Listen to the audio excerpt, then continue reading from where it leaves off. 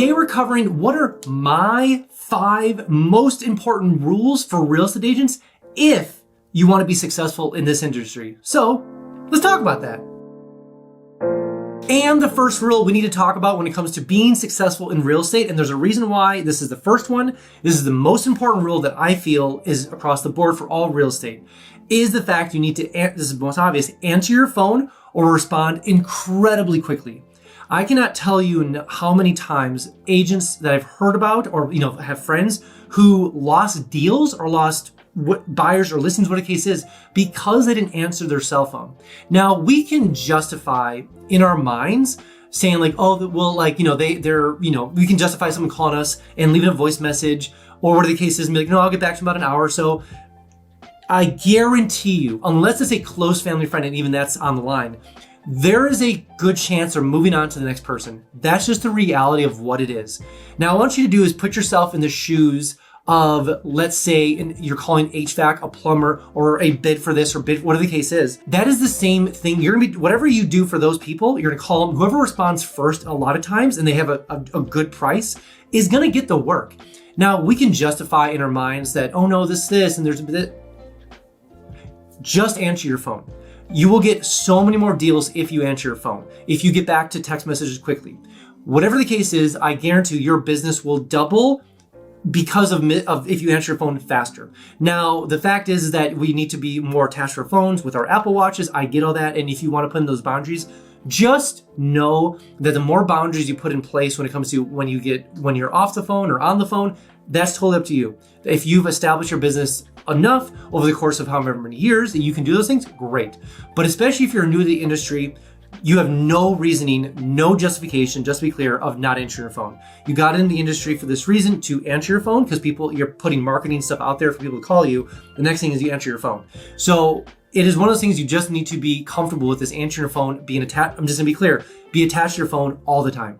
Until future years that you've established yourself in business, you might be able to separate yourself a little bit. You put other agents in between you and clients. Totally up to you if you want how to run your business that way. And it does take some effort to get there. But just know, answer your cell phone, texting back really quickly will be a huge separator between 90% of the agents and you. And the second rule I have to be successful in real estate is going to be, you need to be better than the standard in your area. Now, what I mean by that is that in certain cities like Chicago and New York, the standard is incredibly high because there's a lot of, it's just a higher paced environment. There's a lot of professionalism. It just kind of comes with the territory. If you're in other parts of America, that standard might be different. And so what I'm telling you is that you need to find the standard of what is the standard in your area and then just be better than that. And it sounds so trivial and so easy. But what I mean is that from an allocation of energy, you really want to be better than your competition. That is for sure when it comes to other agents. But you need to find out what that is. And that is different from every other area. If you're selling land, it's going to look radically different than what it was be selling a high-rise in New York City. A high-rise in New York City, if you want to get that listing, it's going to require so much more work and energy and effort than it would to sell a home in, let's say, Bentonville, Arkansas. And so there's huge differences there. And so when you are getting to the industry, or if you're looking to up your game, you need to find the standard of what some of the higher producers are doing. If you want to become those things, you don't have to, but if you want to become a higher producer in the area, you need to know what they're doing and then just honestly sit down, map it all out and just do better. And it sounds so trivial in what I'm saying is that the fact is that every area, like I said, is different. So what I mean by that is that let's say you're selling homes in a different, I don't want to label state here. Let's say a different part of America, more slower paced, easier going, yada, yada, yada. You come into the area and you want to work at a faster pace. You do more, you have a better listing pack, you have this, and you're going to kind of gobble up the market pretty quicker. If you go to New York City, you can't be just having a better packet. You can't just be having it better at this. You need to really, really, really, really up your game to become some of those top producers. So what I mean is the fact that find your competition, so to speak, find the other bigger producers, see what they're doing, try to figure that out, and asking questions, ask around the industry, what do they do, what this, and this, and it's specific to your industry in that area, and then map it out, and then do a better thing. Have a better listing packet, have a better presentation, have a better buyer consultation, make itineraries for reloads, make starter packs. Whatever the case is, just do it better so that you automatically set yourself up with competition. A little bit of my logic here. is if you're going to make it better and everyone expects a 6 from you and you do an 8, that's great because you're automatically 2 steps better than what the competition has to offer. If you were to do a level 15 way out of the park and no one expects that, then you need to, honestly, you need to dial it back and put that energy into something else. And so that's why I say, like, you need to know your area, you need to know the market, you need to know the competition, because in New York, you may need to go to level 15 to get to that level. So you need to be aware of the area, aware of the surroundings, but just know that whatever it is, one of the rules of real estate is just you need to be better than your competition if you want to be a higher producer in that area. Whoa. Before we jump on to the next point, every single week I put together a newsletter only focused on the critical things that you care about in real estate. And in this newsletter, we only talk about 3 different things: how to get more leads, how to duplicate your client base, which I am super passionate about, and how to actually close on more homes. This newsletter is truly insights from insiders. So if you want to make over 6 figures in your real estate business and at the same time grow your business, this, by far, is the best newsletter for you. And also, it is my favorite 4-letter F word. Free! So enter your information below, name, email, and I'll make sure you get that newsletter sent to you right away. And my third rule for real estate agents, if you want to be successful in real estate, is you need to be solution oriented. Now, I know you've heard this before, but you need to be solution oriented and also like basically giving solutions.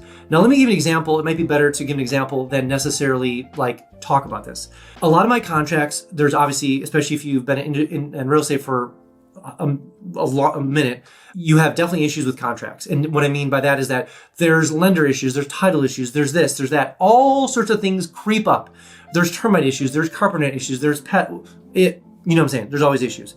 And oftentimes what I will do is rather than as soon as an issue comes to me, sometimes what people do is go to the client and then actually like, here's the problem. There's no value in having me come with a problem and then go to them with a problem. My job as a real estate agent is to receive a problem, find solutions, and then bring them a solution. Very, very rarely will I come to a client without a solution. And at that point, I've exhausted all options. Oftentimes, what will happen, a problem will come to me. I will then have 3 solutions or 2 solutions, figure out the solutions, then bring it to the actual client to pick one of those things. This way, it's not like if they're at work, I bring a problem to them, and then now they're sitting at work like, oh my God, is this deal going to fall apart? Am I going to get home? Should I cancel? Be in their shoes? Are they thinking about canceling their moving service now? What about their friend that's coming in this time? Do we have family scheduled because we're closing? They have 1,000 different problems. What I like to do that they're already concerned about, what I like to do is problem comes to me, whether it's through title or through whatever the case is, I have solutions then, and I bring the solutions to them. So a quick example of being solution-based versus problem-based, this is an example from me. A client was moving from Kansas City down to Northwest Arkansas, and what happened was that they already had their house scheduled to close on a certain date last year. And great, awesome, and they scheduled like the same day or day after to close on the house that they're purchasing. Problems arose that I was aware of that came about with title was the fact that the home that they're purchasing couldn't close because title work couldn't get cleared because the people who are selling their home that they're purchasing had some like almost bankruptcy happening on their side. It was going to go to short sales to be a whole problem. That came up real fast, like, oh my gosh. What happened was I didn't necessarily go to my clients right away within a 2-hour span and say, hey, we got problems, because that would just freak them out. They're at work, they're doing, what good is that going to do? Within a 2-hour span, I talked to title, I talked to the list agent, I talked to this, and it turns out that we were not going to be able to solve these title issues before we were actually going to close. So I then negotiated a early occupancy with the list agent, got them sign up a document, and got it to my buyers to say, hey, here's the issue. I know it's not gonna be fun, but I already got you an early occupancy. This way, I'm not bringing them with a problem with no solution. Always bring solutions if you can, and 99% of the time, you can. So just know that if you are going to bring problems to your client, you better exhaust every single option. Call your broker, call other agents, call the list agent, call title, call your lender. There are solutions out there. You just got to, that's literally your job is to be solution oriented. So definitely make solutions. And the 4th rule I have for real estate agents is the fact you need to train your emotions. Oddly enough, you would think that it's just money being moved around. There isn't going to be many emotions involved. Obviously, that's a fallacy if you've been through even one transaction in real estate. But obviously emotions are heavy on both sides, between both buyer and seller, sometimes even between title and title companies, between lenders. And it really is an emotional transaction, even less than a money transaction. So obviously, once you start going through inspection, you start negotiating, you start having this, and it gets emotional real quick. Our job as real estate agents, and I'm talking to you, not other agents, because this is where the tension comes into play. Your job is to manage your emotions. And hopefully the other agent on the other side is learning as we are, as learning as you are. And then when emotions get intense, meaning that there's some issues with inspection, but my buyers said that, or my list agent aren't going to move a single dime, they ain't giving you no more money, blah, blah, blah, blah, because you nickel and dime them all. Like, we've been there. So when those emotions come up, we need to remember is that what is the goal? And to remove yourself, your emotional self from the transaction, because you adding your emotion to it will do no good. It will only make things worse. The end goal for this whole transaction is first and foremost to make sure that your buyer or list or seller, whatever you're dealing with, gets the most out of this transaction. Now we got to remember that one of the main goals for this transaction that we're dealing with, or in the transaction you're dealing with, is to represent your clients in the best of ability. One thing that isn't in there one thing we should clarify is not about you feeling good, about you getting your way, about, making sure that you feel as though you are right, or, that you're proving the other agent wrong. None of that exists in the actual goal of the transaction. So when it comes to issues within the transaction, we need to remove ourselves and know that we need to best represent our clients.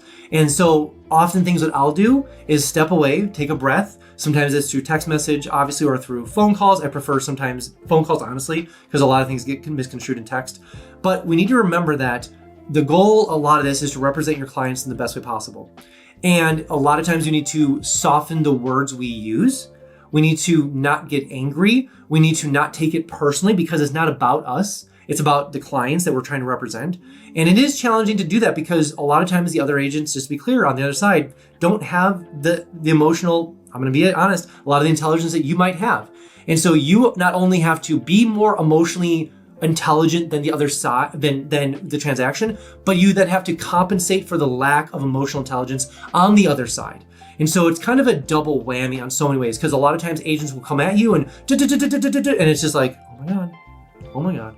And so you have to take a step back, be professional, take in the emotion and not bottle it up, but just know what the goal of the transaction is.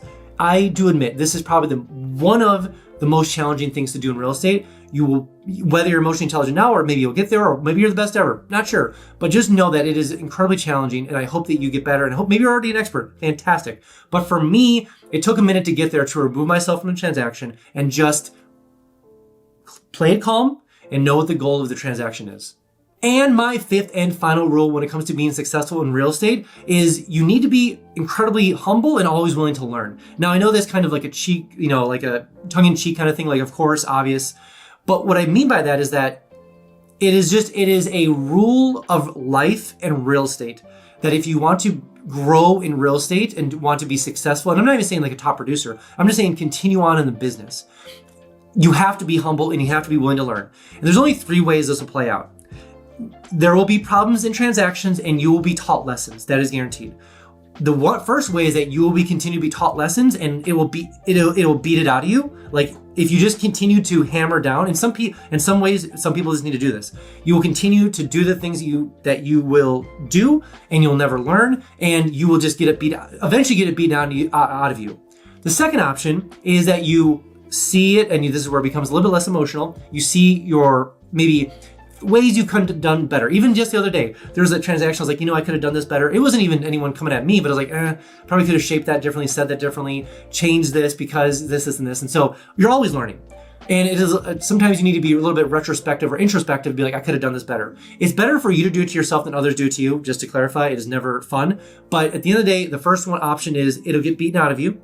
You can be introspective and learn yourself, or maybe ask a trusted partner, a spouse, whatever the case, or another person that you work with to kind of explain the situation. Then you can say, like, I could have done this better. Like, yeah, you probably could have done this better. Or the third option is you're just going to completely fail. And what I mean by that is going to beat it out of you, and eventually you're going to beat into a pulp, and you're just not going to do well. So there's only really 3 options. I prefer the second route.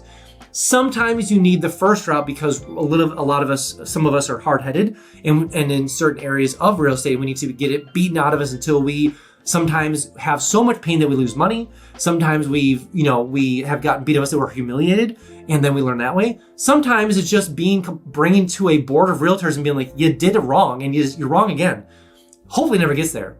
So, just to clarify, there's 3 ways of it happening, and I hope that you choose the second way. But the moral of the story, the lesson need to be learned here, and the rule of real estate is you need to be humble, you need to be willing to learn. And it will happen regardless. It's just more of a which way do you want it to happen.